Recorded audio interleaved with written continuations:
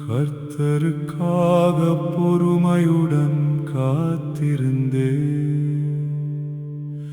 அவர் என்னிடமாய் சாய்ந்து என் கூப்பிடுதலை கேட்டார்.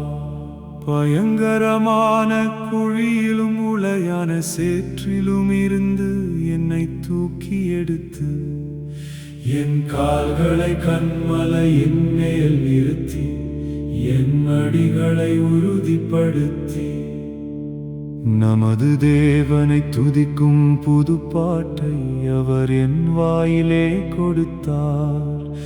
அநேகர் அதை கண்டு பயந்து கர்த்தரை நம்புவார்கள். அகங்காரிகளையும் பொய்யை சார்ந்திருக்கிறவர்களையும் நோக்காமல் கர்த்தரையே தன் நம்பிக்கையாக வைக்கிற மனுஷன் பாக்கியவா.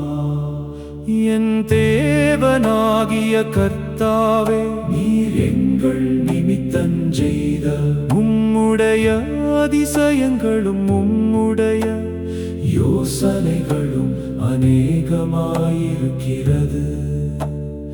ஒருவரும் அவைகளை உமக்கு விவரித்துச் சொல்லி முடியாது.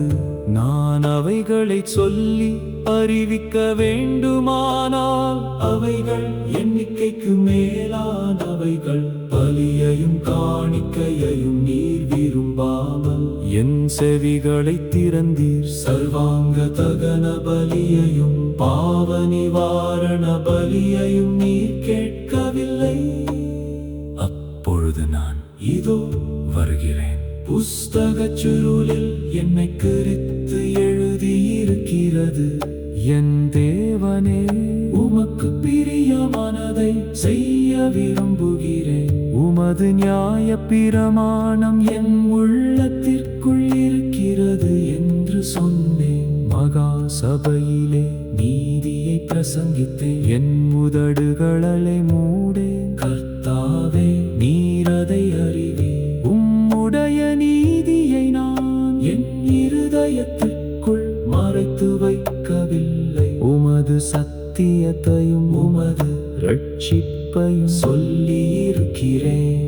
உமது கிருபையையும் உமது உண்மையையும் மகா சபைக்கு அறிவியாதபடிக்கு நான் ஒழித்து வைக்கவில்லை.